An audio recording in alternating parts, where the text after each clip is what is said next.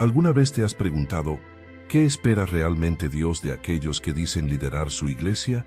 ¿Importa más el talento o el carácter? ¿Los dones o la integridad? ¿La elocuencia o la vida interior? ¿Puede una iglesia ser fuerte si su liderazgo es débil? ¿Puede una congregación avanzar si quienes la guían viven vidas desordenadas?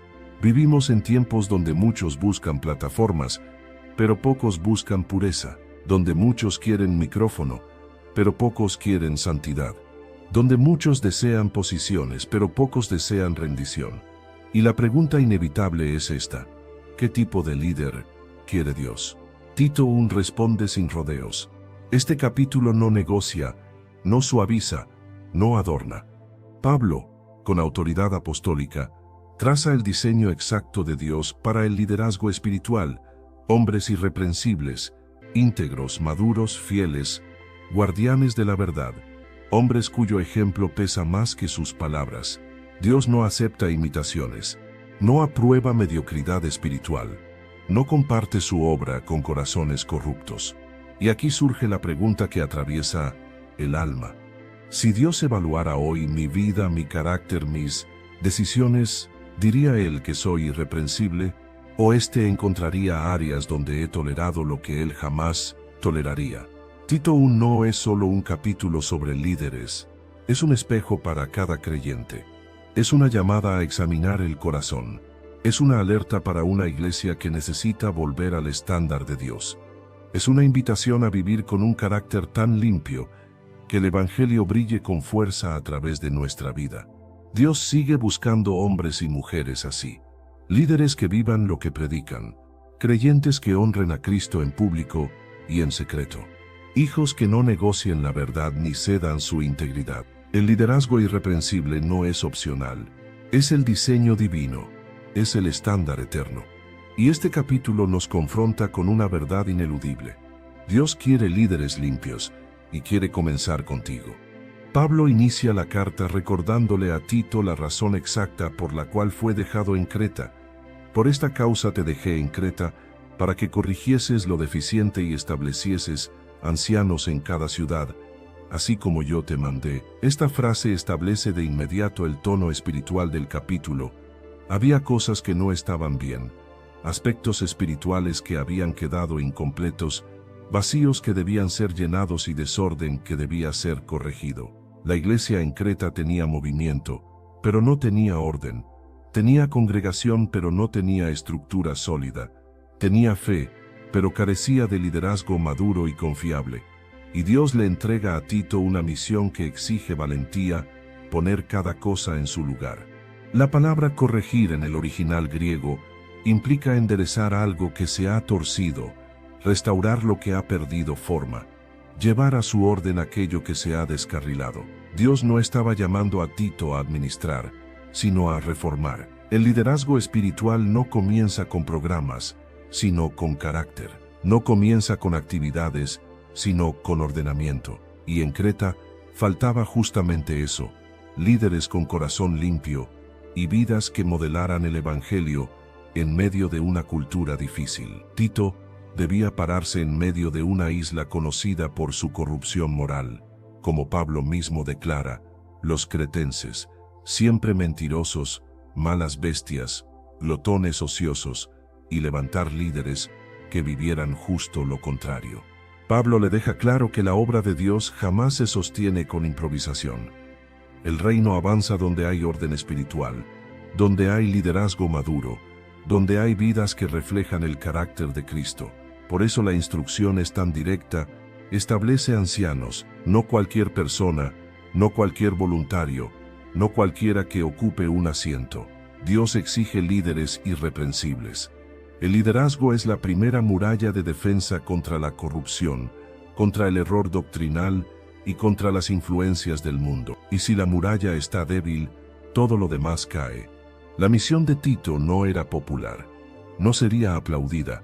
Implicaba confrontar vidas, examinar testimonios, discernir corazones, afirmar a unos y descartar a otros. Tito debía escoger hombres que no solo predicaran bien, sino que vivieran bien. hombres cuyo ejemplo pesara más que sus palabras, porque una iglesia nunca será más fuerte que el carácter de los líderes que la guían. Esa es la razón por la que Pablo no comienza describiendo funciones o dones, sino condiciones espirituales. El anciano debe ser irreprensible. Dios no le dice a Tito que busque líderes talentosos, sino líderes íntegros. No menciona elocuencia, menciona santidad. No menciona capacidad organizativa, menciona fidelidad. No menciona carisma, menciona carácter. Todo lo que falta en Creta se resume en una sola palabra: ejemplos. Hombres cuya vida predique desde su hogar, desde su carácter, desde su conducta y desde sus decisiones. En estas primeras líneas del capítulo, Dios revela lo que muchas iglesias han olvidado. El orden no comienza afuera, comienza adentro. El liderazgo no se mide por la capacidad de hablar, sino por la capacidad de vivir la verdad, y la obra de Dios jamás florecerá donde liderazgo no tiene raíces profundas en la integridad.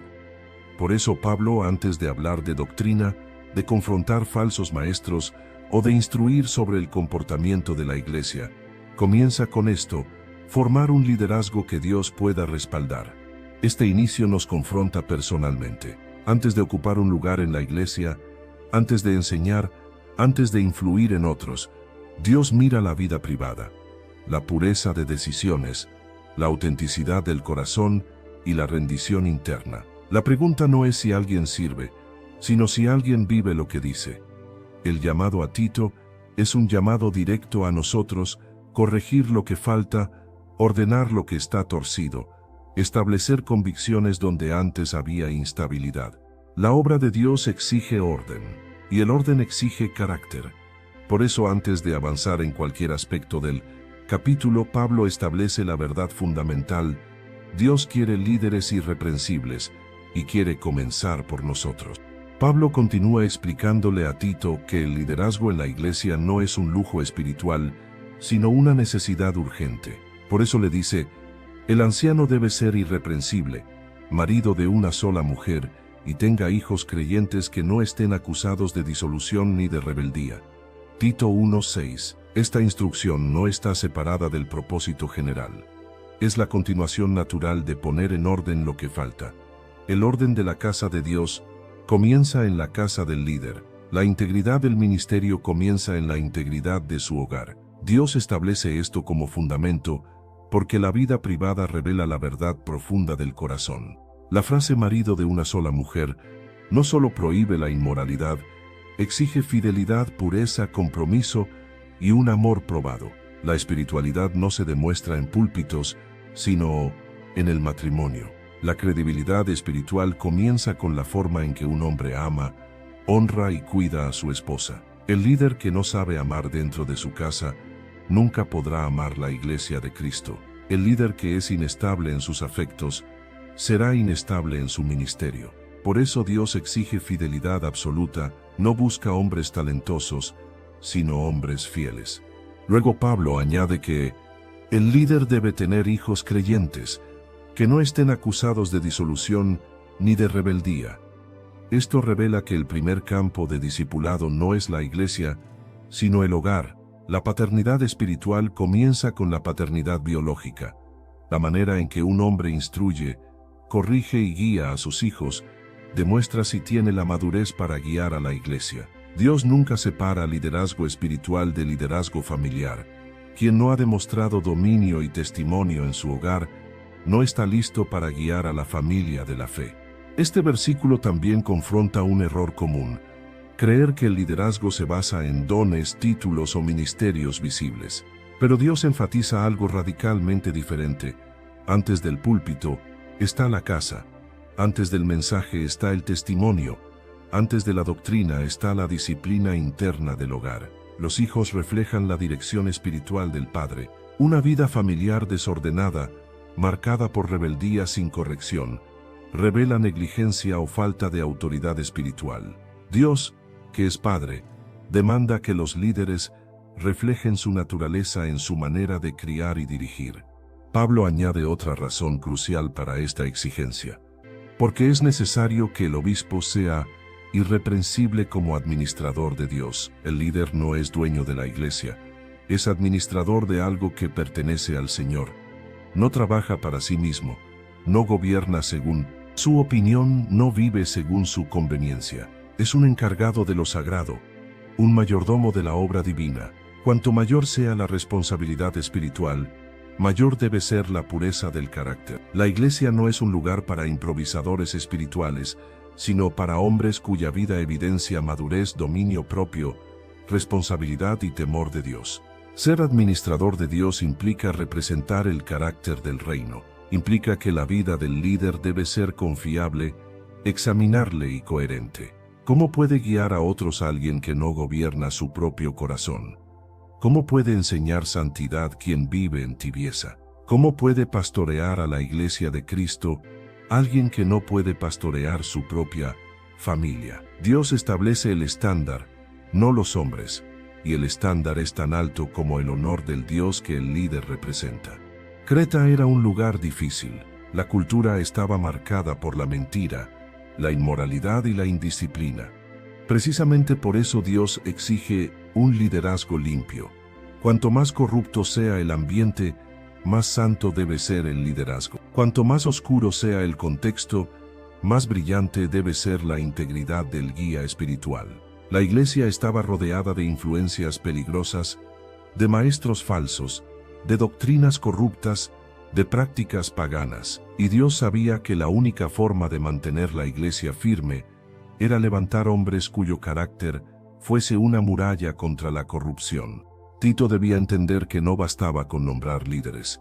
Debía nombrar los líderes correctos, no cualquiera que quisiera servir, sino aquellos que ya vivían la verdad. Dios nunca permite que su obra se construya sobre cimientos frágiles. Él exige líderes que puedan resistir pruebas, soportar ataques, confrontar el error y modelar el Evangelio con su vida. Así inicia la misión de Tito: corregir lo que falta, ordenar lo torcido y establecer liderazgo santo en una tierra difícil. Y el mensaje que resuena a través de este capítulo sigue siendo el mismo hoy. La Iglesia de Cristo necesita líderes irreprensibles, hombres cuyo carácter sostenga el peso del llamado y cuya vida muestre que la santidad es posible en medio de un mundo desordenado. Pablo continúa describiendo el carácter del líder irreprensible con una precisión espiritual que no deja espacio para ambigüedades. Después de afirmar que el obispo debe ser un verdadero administrador de Dios, añade una serie de advertencias que revelan lo que el líder no puede ser: no soberbio, no iracundo, no dado al vino, no pendenciero, no codicioso de ganancias deshonestas. 5 áreas del carácter que pueden destruir un ministerio antes incluso de comenzar. 5 raíces espirituales que, si no se arrancan, corrompen el liderazgo desde dentro. La primera exigencia es que el líder no sea soberbio. La soberbia es la raíz de toda caída, la semilla de todo orgullo espiritual, la actitud que levanta al hombre por encima de Dios y lo coloca en un pedestal que no le pertenece. La soberbia hace que un líder busque honores en lugar de servicio, aplausos en lugar de obediencia. Un hombre soberbio no escucha corrección, no acepta consejo, no reconoce errores. Por eso Pablo lo coloca primero, porque donde hay orgullo no puede haber liderazgo divino. Dios resiste a los soberbios, y no pondrá su obra en manos de alguien cuyo corazón está lleno de sí mismo. La segunda advertencia es que el líder no sea iracundo. La ira sin control destruye hogares, hiere corazones, divide iglesias y arruina testimonios. Un líder gobernado por la ira no puede guiar al pueblo de Dios, porque quien no gobierna sus propias emociones no puede gobernar a otros. La ira revela impulsividad, inmadurez, falta de dominio propio, ausencia de comunión profunda con el Espíritu Santo. Por eso Pablo dice claramente: un líder que pierde el control, pierde el derecho a dirigir. La tercera prohibición es que no sea dado al vino. Esto no se limita a evitar la embriaguez. Se refiere a toda dependencia, a cualquier hábito que esclavice, a cualquier sustancia que controle la mente y debilite el juicio espiritual. Un líder con vicios no puede ser un ejemplo de santidad. Un hombre atrapado en hábitos ocultos no puede impartir libertad. Dios exige un liderazgo sobrio, firme, estable, libre de ataduras que lo hagan tropezar. Luego Pablo añade que el líder no sea pendenciero, es decir, una persona que busca pleitos, que disfruta las discusiones inútiles, que hiere con palabras, que se irrita con facilidad, que usa la confrontación como arma en lugar de usarla como medicina. El líder de Dios no es un provocador, es un pacificador. No divide, une, no hiere, restaura, no expone para humillar, corrige para sanar. La actitud pendenciera destruye comunidades y revela un corazón no transformado. Finalmente, Pablo advierte que el líder no sea codicioso de ganancias deshonestas. Este punto es crucial porque muchos ministerios se han corrompido por un solo pecado: el amor al dinero. Dios no permitirá que la iglesia quede en manos de alguien que usa el evangelio como negocio, que manipula para obtener, que predica para enriquecerse, que lidera por interés y no por llamado. El líder que gobierna con codicia es un riesgo para todo el cuerpo de Cristo. Por eso Pablo, sin suavizar, declara que el líder debe estar completamente libre de la avaricia. Estos 5 no revelan el nivel de pureza que Dios demanda. No son sugerencias, son condiciones. Dios no está construyendo una organización humana, está levantando su iglesia, y solo aceptará líderes cuyo carácter no contradiga lo que predican. La santidad del liderazgo es un reflejo de la santidad de Dios, y si un líder permite que alguna de estas raíces crezca en su corazón, no solo se destruye a sí mismo, también destruye la obra que Dios le confió. Pero Pablo no solo habla en negativo, inmediatamente después describe lo que el líder sí debe ser: hospedador, amante de lo bueno, sobrio, justo, santo, dueño de sí mismo. Tito 1:8 Estas características revelan el verdadero corazón del liderazgo espiritual. Un hombre que abre su casa, su corazón y su vida. Un hombre que ama lo que Dios ama. Un hombre sobrio que piensa con claridad y juicio. Un hombre justo que actúa con rectitud. Un hombre santo que vive apartado del mal. Un hombre dueño de sí mismo que no es esclavo de impulsos ni emociones. Este contraste entre lo que el líder no debe ser y lo que sí debe ser, muestra que Dios busca vidas transformadas, no talentos extraordinarios. El liderazgo divino no se edifica sobre la capacidad, sino sobre el carácter. La iglesia de Cristo no necesita más carisma, necesita más santidad. No necesita más apariencias, necesita más integridad. Dios no está buscando líderes que impresionen, está buscando líderes que reflejen su corazón. Cada versículo de esta sección confronta profundamente. ¿Hay soberbia en mi corazón? ¿Pierdo el control de mis emociones? ¿Hay hábitos ocultos que me esclavizan? ¿Busco pleitos en lugar de paz? ¿Hay codicia escondida detrás de mis decisiones? ¿Mi vida muestra hospitalidad, bondad, sobriedad, justicia, santidad y dominio propio? Porque antes de mirar quién puede guiar la iglesia, Dios mira quién puede representarlo con su vida. En este punto del capítulo, la pregunta ya no es solo ¿qué líderes busca Dios?, sino ¿estoy dispuesto a dejar que Dios trabaje mi carácter hasta hacerlo irreprensible? Porque la obra de Dios exige vidas limpias, y esas vidas comienzan con una rendición total al modelo que Tito debía establecer en Creta.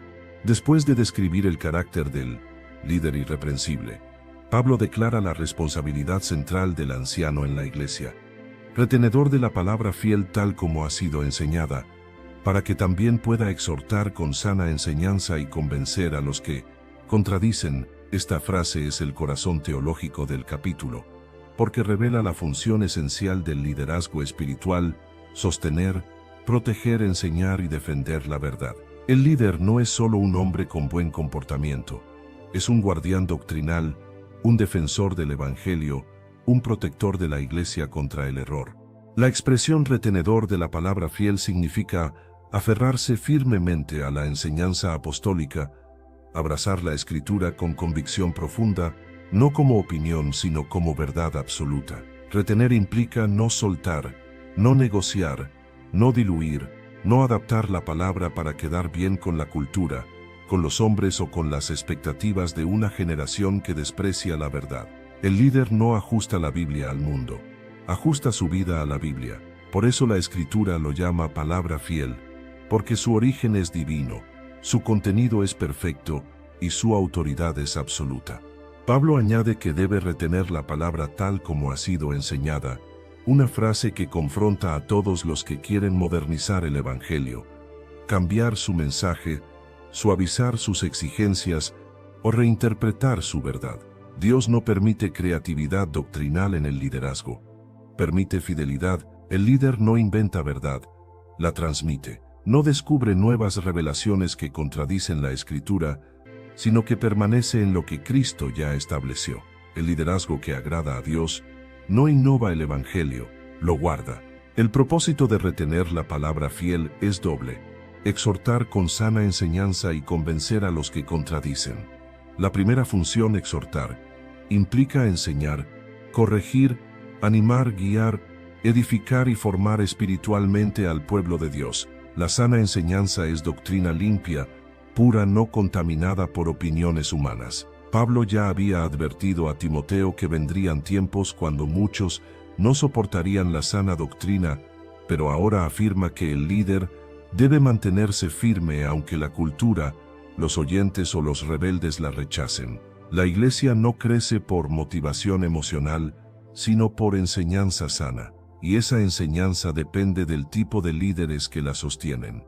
La segunda función, convencer a los que contradicen, implica enfrentar el error, no ignorarlo, no tolerarlo, no relativizarlo. Convencer significa refutar, confrontar, debatir desde la Escritura, desarmar argumentos falsos, proteger a la iglesia de doctrinas que distorsionan el Evangelio. Un líder sin dominio bíblico no puede proteger a la iglesia, porque carece de espada. Por eso Hebreos dice que la palabra es espada de dos filos. Hebreos 4:12 Un líder que no domina la palabra está espiritualmente desarmado. Pablo entonces explica por qué esta responsabilidad es tan crítica. Porque hay aún muchos contumaces, habladores de vanidades y engañadores, mayormente los de la circuncisión, a los cuales es preciso tapar la boca. La iglesia en Creta estaba rodeada de falsos maestros que deformaban el Evangelio, imponían cargas legales, enseñaban por interés o influían con palabras vacías. Pablo no los llama ignorantes, los llama contumaces, obstinados, rebeldes, tercos, personas que no quieren aprender, sino imponer su propio camino, y el líder debe saber identificarlos y confrontarlos. Pablo añade que estos falsos maestros trastornan casas enteras, enseñando por ganancia deshonesta lo que no conviene. Esta advertencia muestra la gravedad del asunto. El error doctrinal no afecta solo una mente. Destruye hogares, confunde familias, arruina matrimonios, divide iglesias y corrompe generaciones. Un error sostenido se convierte en un sistema de destrucción. Por eso Pablo es radical. Es preciso taparles la boca. El lenguaje no es suave. No dice ignorarlos, dialogar o permitir opiniones diversas. Dice tapar la boca, impedir que enseñen, detener su influencia, proteger al rebaño. Dios toma muy en serio la doctrina, porque toma muy en serio la salvación de su pueblo. Un líder que no protege la doctrina expone a la iglesia a lobos. Por eso Jesús advirtió: guardaos de los falsos profetas que vienen a vosotros con vestidos de ovejas, pero por dentro son lobos rapaces. El liderazgo irreprensible debe discernir, confrontar y cortar la infiltración del error, y solo lo puede hacer quien vive lleno de la palabra fiel. En esta parte del capítulo, Dios revela el centro de su visión para el liderazgo espiritual: carácter limpio y doctrina firme. Un líder sin santidad es un riesgo moral.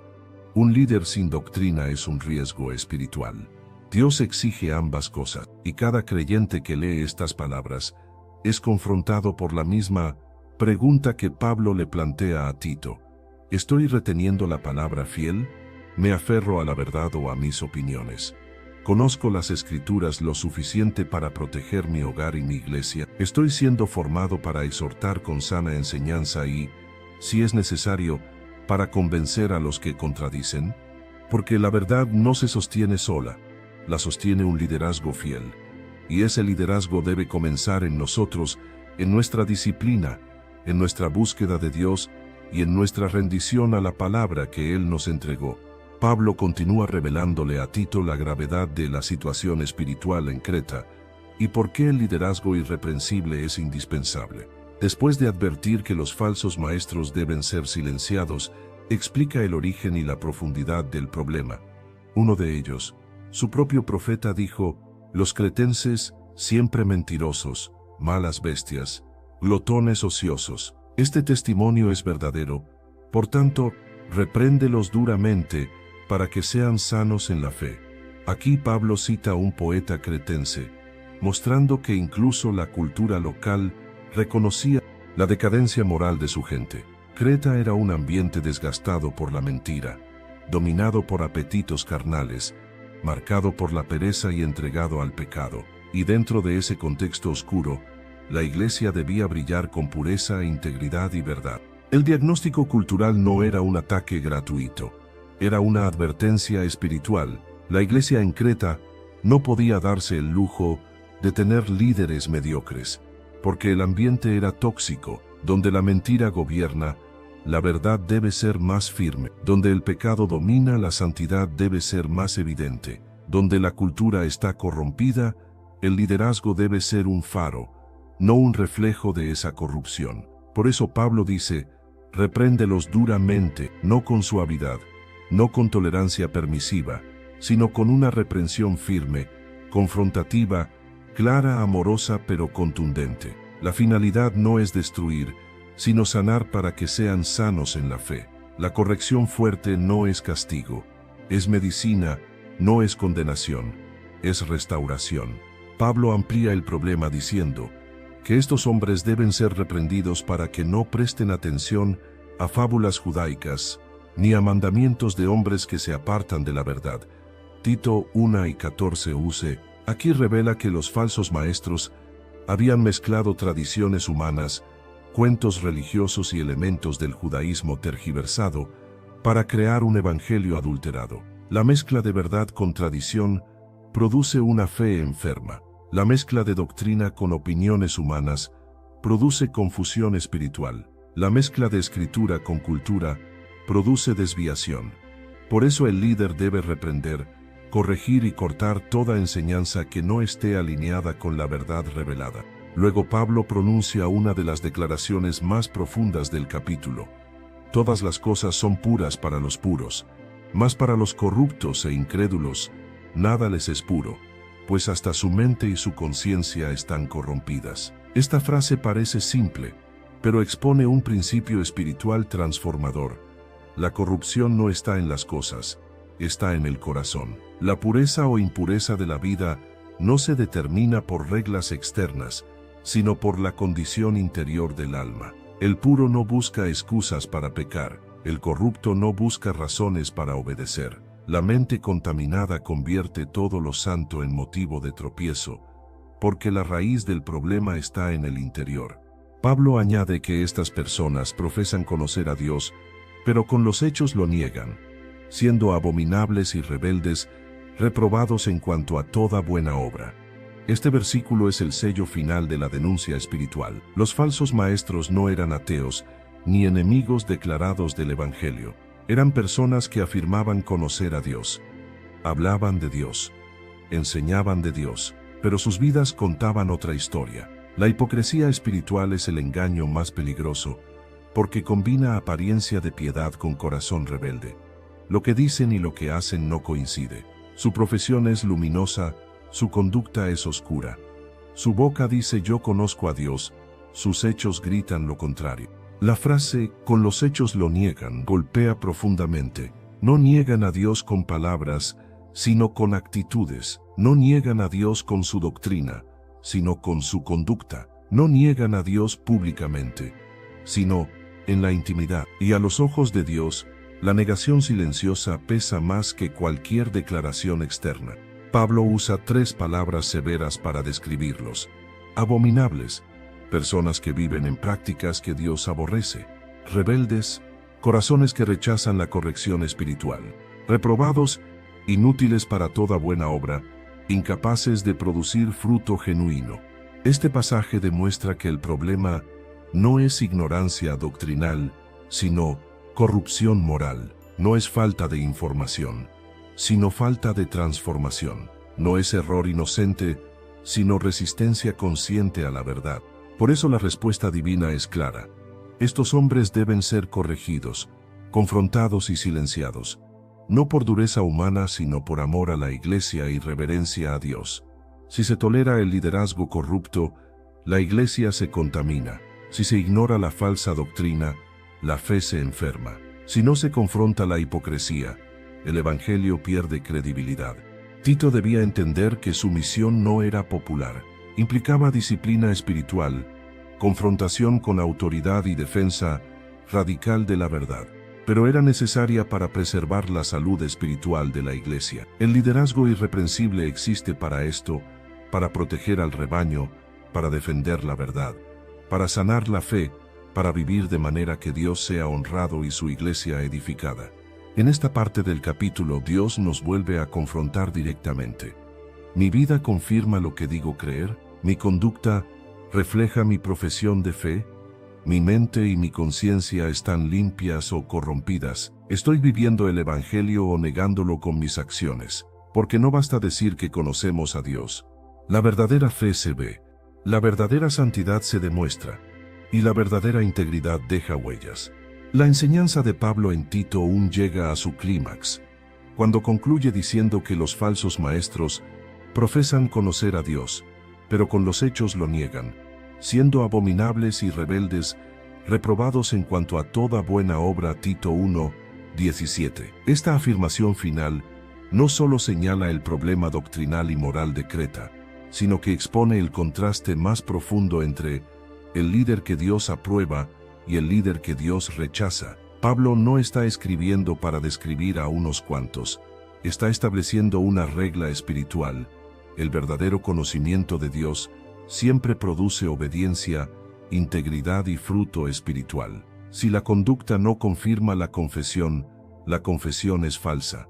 Pablo termina el capítulo mostrando que el liderazgo no se mide por declaraciones, títulos, cargos o apariencia espiritual. Se mide por la vida. Los falsos líderes dicen conocer a Dios, pero lo niegan con su comportamiento. El líder irreprensible, en cambio, no necesita decir demasiado. Sus hechos hablan, su hogar habla, su carácter habla, su ejemplo habla. Jesús lo enseñó claramente. Por sus frutos los conoceréis. Mateo 7:20. No dijo por sus dones, ni por sus palabras, ni por su posición. Dijo por sus frutos. Esos frutos no pueden fingirse. Son el resultado de una vida arraigada en la verdad, sostenida por la santidad y marcada por la obediencia. Cuando Pablo usa la expresión abominables, está recordando que hay conductas que Dios no solo desaprueba, sino que aborrece. No se pueden tolerar en quienes dicen guiar su iglesia. No se pueden normalizar bajo excusas humanas. No se pueden justificar con discursos superficiales. Dios exige integridad porque su iglesia es santa y su nombre es santo. Por eso añade que estos hombres son rebeldes, porque rechazan la corrección, ignoran la reprensión y se resisten a toda autoridad espiritual. Su problema no es falta de conocimiento, sino falta de rendición. La rebeldía espiritual es siempre un síntoma de un corazón que no quiere someterse a la verdad. Finalmente, Pablo dice que son reprobados en cuanto a toda buena obra. Esto quiere decir que, ante los ojos de Dios, sus obras no cuentan, sus esfuerzos no valen, su servicio no tiene peso. Son como ramas secas que, por no permanecer en la vid, no pueden producir fruto. Jesús lo enseñó. Separados de mí nada podéis hacer.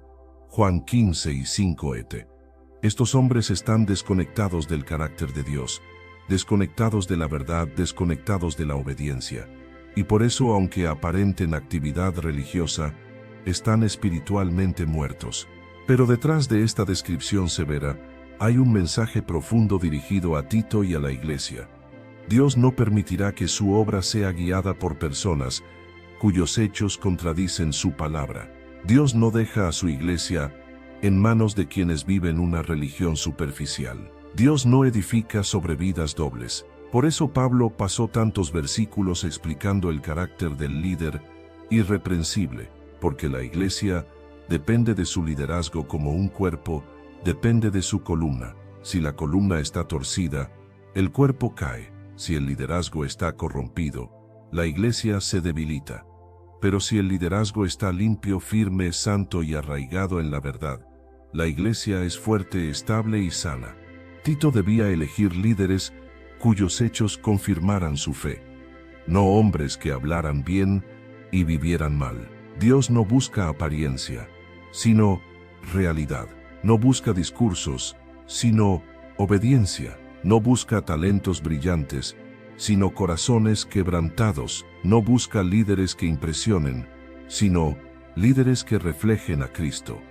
Por eso Pablo dedicó todo el capítulo a establecer el tipo de vida que el líder debe vivir antes de servir. La pureza no es opcional, es necesaria. La integridad no es un consejo, es un mandato. La fidelidad no es un ideal, es un requisito, y todo esto nos confronta profundamente. ¿Mis hechos confirman mi fe o la contradicen? ¿Mi vida privada honra a Dios tanto como mi vida pública? ¿Soy el mismo en secreto que en lo visible? ¿Mi carácter sostiene el peso del evangelio que digo creer? ¿O estoy viviendo una contradicción silenciosa que niega a Dios, aunque mis palabras lo afirmen? Pablo cierra Tito 1 con una verdad innegable. La verdadera espiritualidad no se mide por lo que digo, sino por lo que soy. No por lo que predico, sino por lo que practico. No por mis intenciones, sino por mis obras. El capítulo termina, pero la exhortación permanece. Dios sigue buscando líderes irreprensibles, hombres y mujeres cuyo carácter sostenga la verdad, cuya vida dé testimonio, cuya conducta confirme su fe. Dios no está buscando perfección humana, sino corazones rendidos, vidas limpias, integridad probada, fidelidad constante. Porque al final la iglesia no será más santa que su liderazgo, ni más fuerte que su carácter, ni más pura que su ejemplo. Y por eso Dios nos llama hoy, como llamó a Tito ayer, a corregir lo que falta, ordenar lo torcido, a abrazar la verdad y a vivir de manera que Cristo sea visible en cada área de nuestra vida. Al entrar a la siguiente dimensión del mensaje, el Espíritu Santo nos muestra a través de Pablo que Tito no debía quedarse solo en observar, analizar o identificar el problema del liderazgo corrupto. Debía actuar con autoridad, claridad y firmeza espiritual. Por eso Pablo le ordena: por tanto, repréndelos duramente para que sean sanos en la fe. Tito 1:13. Esta instrucción poderosa revela que la corrección no es un acto de dureza humana, sino una manifestación del amor de Dios. La reprensión firme no hiere el alma fiel. La sana no destruye al humilde, lo endereza, no aplasta al arrepentido, lo restaura. La razón por la que muchos líderes han fallado es porque han confundido misericordia con permisividad y gracia con tolerancia al pecado. Pero la Escritura deja claro que la corrección dura cuando se hace en la verdad, y bajo la dirección del Espíritu Santo, es medicina para una fe enferma. Pablo no dice: repréndelos para avergonzarlos, ni repréndelos para exhibirlos, sino repréndelos para que sean sanos. La reprensión busca salud espiritual, no humillación. Busca restauración, no destrucción. Busca devolver a la verdad, no expulsar al perdido. Y esta orden deja claro algo que en la iglesia moderna se ha olvidado. La salud doctrinal y moral no se negocia. La iglesia no puede prosperar donde el pecado se tolera. No puede avanzar donde la verdad se diluye. No puede crecer donde las voces equivocadas no son reprendidas. Luego Pablo añade que Tito debe corregirlos para que no atiendan a fábulas judaicas ni a mandamientos de hombres que se apartan de la verdad. Tito 1:14. Esta advertencia profundiza la raíz del problema.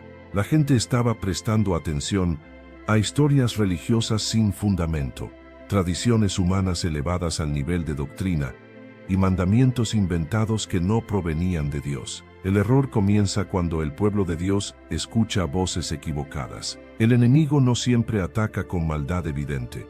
Muchas veces ataca con fábulas, historias que suenan piadosas pero distorsionan la verdad.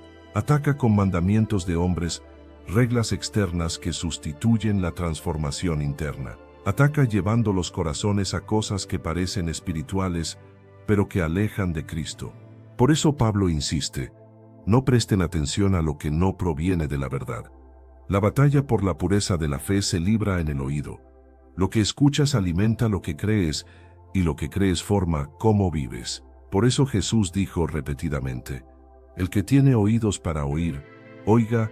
Mateo 11:15. No se trata solo de escuchar, sino de discernir qué voces moldean tu alma.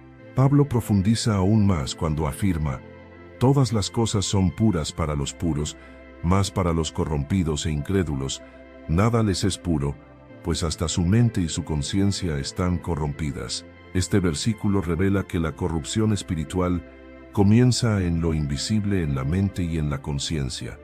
Un corazón puro no significa un corazón perfecto, sino un corazón rendido. Para el puro, la vida se convierte en un altar donde todo se ofrece a Dios. Pero el corrupto convierte todo lo santo en ocasión de crítica, de pecado o de tropiezo, porque su corazón ya está contaminado. La mente impura convierte lo santo en secular. La conciencia contaminada convierte lo espiritual en motivo de pecado. La pureza o la corrupción no está en las cosas exteriores, sino en el corazón que las interpreta. Finalmente, Pablo expone la mentira más peligrosa de todas. Profesan conocer a Dios, pero con los hechos lo niegan. Esta declaración es el sello final que une todo el capítulo. Estos hombres sabían hablar de Dios, podían enseñar sobre Dios, incluso podían citar la ley, pero vivían negando al Dios que decían servir. Con sus labios lo honraban, con sus acciones lo traicionaban. Su profesión era sonido, pero su vida era silencio espiritual.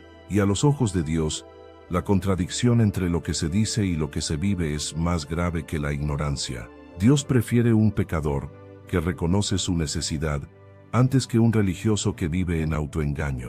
Este cierre muestra la esencia del capítulo. El liderazgo irreprensible no se define por lo que se declara, sino por lo que se demuestra, no por lo que se predica, sino por lo que se practica, no por lo que se conoce, sino por lo que se obedece. La integridad del líder es la muralla que protege a la iglesia. La hipocresía del líder es la grieta que la destruye desde dentro. Pablo concluye que estos hombres son abominables y rebeldes, reprobados para toda buena obra. Esto significa que la falta de integridad moral no solo contamina su vida personal, invalida todo lo que hacen para Dios. Sus obras no tienen peso eterno, su servicio no tiene aprobación divina, y su influencia se convierte en veneno espiritual. Dios no comparte su obra con corazones que lo niegan con sus hechos. Al cerrar este capítulo, se nos revela el llamado que atraviesa los siglos. Dios quiere líderes limpios, vidas puras, conciencias rectas, corazones sensibles a su palabra y creyentes cuyo testimonio sostenga su mensaje. Y el Espíritu Santo nos pregunta hoy lo que Tito debía preguntar a Creta: ¿mis hechos afirman mi fe o la contradicen? ¿Mi vida honra a Cristo o lo niega con mis acciones? ¿Mi carácter revela pureza o corrupción? ¿Soy un ejemplo que edifica o un tropiezo que destruye? Porque Dios sigue buscando liderazgo irreprensible, y ese liderazgo comienza en el corazón de cada creyente que decide vivir lo que predica. Cuando Pablo termina de describir el peligro de los falsos maestros, la corrupción de su carácter y la hipocresía de su conducta, queda una verdad subyacente que define el propósito de todo el capítulo. La iglesia necesita líderes cuya vida sostenga el mensaje que predican. Tito no fue enviado a Creta para organizar programas, sino para purificar el liderazgo, no para entretener a los creyentes, sino para ordenar lo que estaba torcido, no para ajustar estructuras externas, sino para restaurar corazones. Por eso la instrucción inicial sigue resonando con fuerza al final. Por esta causa te dejé en Creta, para que corrigieses lo deficiente. Y lo deficiente no eran los edificios, ni las actividades, ni la música, era el carácter del liderazgo. Toda la enseñanza de Tito revela que la obra de Dios jamás se edifica sobre cimientos humanos débiles. Dios exige que quienes guían su iglesia vivan lo que enseñan, modelen lo que proclaman y reflejen lo que predican. Por eso el capítulo empieza con la palabra irreprensible y termina con lo niegan con sus hechos. Entre esas dos afirmaciones está la diferencia entre un liderazgo aprobado por Dios y un liderazgo reprobado. El primero vive la verdad, el segundo la contradice. El primero sostiene la iglesia, el segundo la destruye. El tema de Tito no es simplemente escoger buenos líderes, es escoger líderes cuyos hechos coincidan con su fe. Pablo sabía que una iglesia puede sobrevivir persecución, pobreza y presión externa, pero no puede sobrevivir un liderazgo corrupto. Por eso le dice a Tito que estos hombres son rebeldes moreu que trastornan casas enteras y que viven guiados por mandamientos de hombres que se apartan de la verdad. Esto demuestra que el peligro que enfrentaba la iglesia no estaba fuera, sino dentro. El enemigo no necesitaba atacar desde afuera, cuando dentro había voces que distorsionaban la verdad. Y aquí se revela la profundidad del mandato. Dios no quiere líderes que solo enseñen la verdad, quiere líderes que encarnen la verdad. No quiere maestros que reciten versículos, quiere hombres cuyo testimonio sea una predicación viviente. No busca perfección humana, sino coherencia espiritual. No exige habilidad extraordinaria, sino santidad cotidiana. Dios busca vidas cuyos frutos confirmen la obra del Espíritu Santo en lo secreto del corazón. Por eso Pablo le insiste a Tito, retenedor de la palabra fiel tal como ha sido enseñada, Tito 1:9 epet, no una palabra alterada, no una palabra adaptada a la cultura, no una palabra suavizada, no una palabra diluida para complacer oídos, sino la palabra fiel. Y solo alguien irreprensible puede sostener esa palabra sin torcerla, sin usarla para control propio, sin convertirla en herramienta de manipulación. La palabra fiel solo puede ser retenida por un corazón fiel. La pureza de la doctrina depende de la pureza del corazón que la enseña. La solidez de la iglesia depende de la solidez del carácter de sus líderes. Por eso Pablo coloca como prioridad absoluta la integridad del líder. No dice, busca al más carismático, ni al más elocuente, ni al más influyente. Dice, si alguno fuere irreprensible. La obra de Dios se edifica con hombres limpios, no con hombres brillantes, con hombres fieles, no con hombres famosos, con hombres cuya vida privada es tan pura como su predicación pública. Tito debía levantar un liderazgo radicalmente distinto al de la cultura cretense. Mientras Creta era conocida por mentirosos, el líder debía ser amante de la verdad. Mientras la cultura estaba marcada por glotonería y exceso, el líder debía ser sobrio y dueño de sí mismo. Mientras muchos vivían en engaño, el líder debía vivir en santidad. Mientras otros perseguían ganancias deshonestas, el líder debía ser justo y recto. La vida del líder debía ser una contradicción viva contra la corrupción de la cultura. Debía ser luz donde había tinieblas, pureza donde había inmundicia, orden donde había desorden, verdad donde había engaño.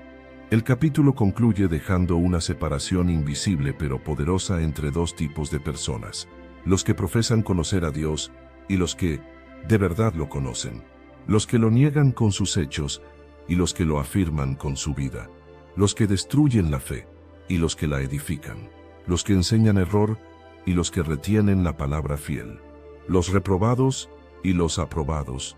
La pregunta final no es teórica, es profundamente personal. ¿De qué lado estoy? ¿Mi vida confirma mi fe o la contradice?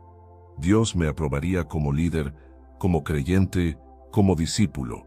¿Mi conducta es irreprensible o hay áreas donde mi vida niega la verdad que digo creer? ¿Mi testimonio es puro o hay contradicciones ocultas? ¿Mi fe transforma mis acciones o mis acciones traicionan mi fe?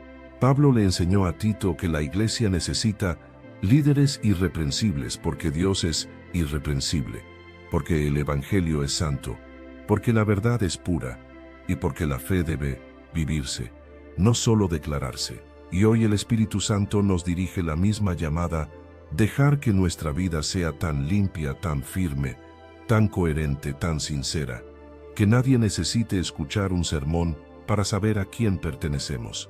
Al finalizar Tito 1 queda claro que la instrucción de Pablo no es simplemente un manual para seleccionar líderes, sino una radiografía espiritual del corazón humano y un llamado urgente a vivir una fe genuina que se vea, que transforme y que soporte el peso del Evangelio.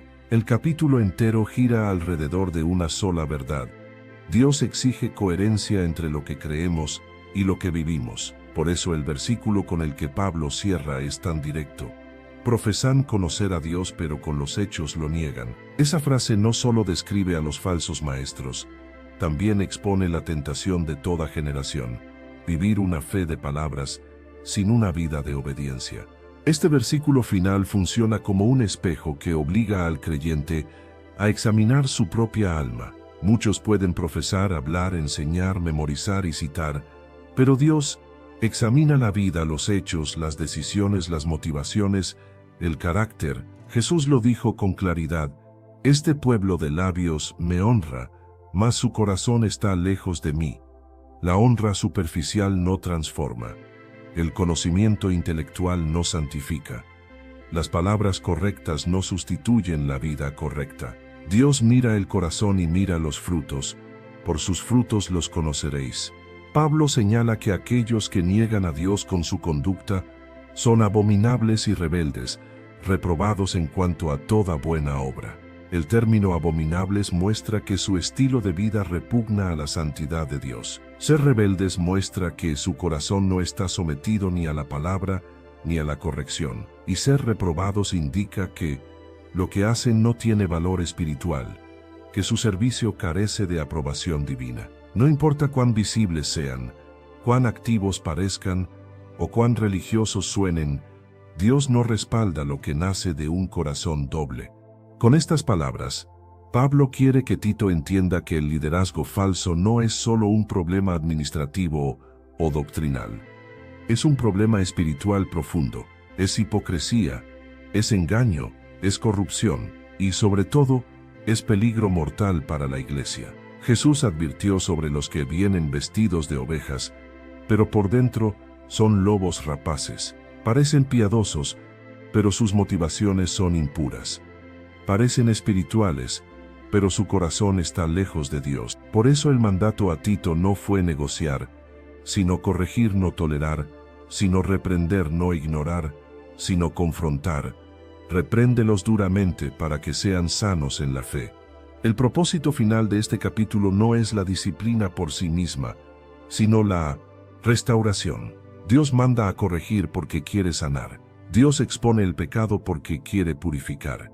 Dios revela lo torcido porque quiere enderezarlo. La meta no es humillar al que falla, sino devolverle la salud espiritual. La reprensión es un acto de amor divino para quien está dispuesto a recibirla. Yo reprendo y castigo a todos los que amo. Apocalipsis 3:19. La dureza de Tito 1 es la dureza del amor que no quiere que nadie se pierda. Y a través de todo este capítulo, hay una línea dorada que une cada mandato y cada advertencia. Dios busca un pueblo santo, liderado por hombres santos, en una cultura impura. La santidad del líder no es un adorno espiritual, es una necesidad vital para la salud de la iglesia. La integridad no es opcional, es el cimiento. La vida del líder debe ser tan firme que sostenga el mensaje de Cristo sin contradicción. Por eso el capítulo comienza con: si alguno fuere irreprensible, porque Dios no está levantando estructuras humanas, sino su iglesia, la cual debe reflejar su carácter. La vida del líder en Tito 1 contrasta radicalmente con la de los falsos maestros. El líder irreprensible es marido de una sola mujer. Ellos viven en pecado. El líder debe tener hijos creyentes. Ellos destruyen familias. El líder no debe ser soberbio, iracundo, dado al vino, pendenciero, ni codicioso. Ellos están dominados por vicios. El líder debe ser hospedador, amante de lo bueno, sobrio, justo, santo, dueño de sí mismo. Ellos viven con mentes y conciencias corrompidas. El líder debe retener la palabra fiel. Ellos enseñan por ganancia deshonesta lo que no conviene. El contraste es abismal, y ese contraste revela el mensaje central. La Iglesia pertenece a Cristo. Por eso el liderazgo debe reflejar a Cristo. No se puede permitir que la obra santa de Dios sea guiada por corazones impuros. La luz no puede estar bajo la dirección de las tinieblas. Por eso Pablo envió a Tito para levantar una iglesia que resista el engaño, que confronte la falsedad, que camine en santidad, que enseñe la verdad y que viva de manera digna del Evangelio. El capítulo termina, pero la pregunta permanece.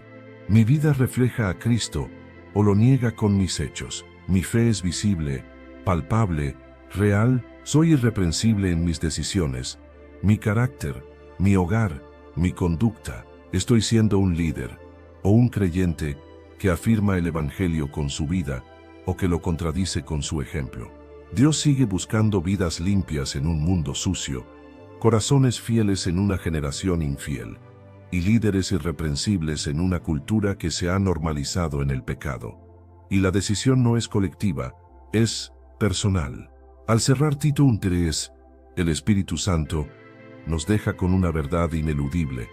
El liderazgo irreprensible no es simplemente un estándar para unos pocos, sino un llamado para todos los que desean reflejar el carácter de Dios. El capítulo no fue escrito para fabricar líderes perfectos, sino para formar líderes auténticos, cuyo testimonio sea tan firme que su vida predique aún antes de abrir la boca. Por eso Pablo comienza con el requisito de ser irreprensible, y termina denunciando a quienes profesan conocer a Dios, pero con los hechos lo niegan. En estos dos extremos se encuentra toda la esencia del liderazgo cristiano: vivir de manera que nuestra fe se vea, se toque, se sienta y transforme. Pablo sabía que la iglesia en Creta enfrentaba un ambiente moralmente decadente. La cultura los rodeaba con mentiras, excesos, inmoralidad, violencia y engaño. Pero Dios no llamó a la iglesia a imitar ese entorno, sino a superarlo. Y el único modo de hacerlo era levantando líderes cuyo carácter fuese una luz en medio de las tinieblas. Jesús lo dijo claramente: así alumbre vuestra luz delante de los hombres, para que vean vuestras buenas obras y glorifiquen a vuestro Padre que está en los cielos. Mateo 5:16. La luz no se predica, se vive. No se describe, se demuestra. No se teoriza, se encarna. Por eso el capítulo resuena como un llamado urgente a la integridad. Dios no está pidiendo que el creyente tenga dones excepcionales, sino una vida que Él pueda respaldar. El hombre irreprensible no es el que no tiene errores, sino el que vive en rendición constante, permitiendo que la verdad moldee su carácter. La santidad no es una postura religiosa, es la evidencia de un corazón transformado por Cristo. Sed santos porque yo soy santo, 1 Pedro 1:16. Esa es la demanda eterna de Dios, y la iglesia solo será tan santa como lo sea el liderazgo que la guía. A través de Tito 1:5, entendemos que el liderazgo no es un puesto honorífico, sino un llamado sagrado. Es cargar sobre los hombros el peso de la verdad, el peso del ejemplo y el peso de representar a Cristo ante la iglesia y ante el mundo. El líder irreprensible es un administrador de Dios, Tito 1:7, no un dueño de la iglesia. Es un siervo, no un señor. Es un protector, no un opresor. Es un ejemplo, no un espectáculo. La autoridad del líder no nace de su posición, sino de su vida. Acordaos de vuestros pastores que os hablaron la palabra de Dios. Considerad cuál haya sido el resultado de su conducta, e imitad su fe. Hebreos 13:7. La fe que se imita es la fe que se vive. Todo el capítulo es una invitación a la coherencia espiritual. Pablo contrasta a los líderes irreprensibles con los falsos maestros, no para generar orgullo, sino para provocar discernimiento. Los falsos líderes conocían la ley, conocían las palabras correctas, conocían los rituales, pero su vida desmentía su confesión. Jesús advirtió sobre ese tipo de espiritualidad.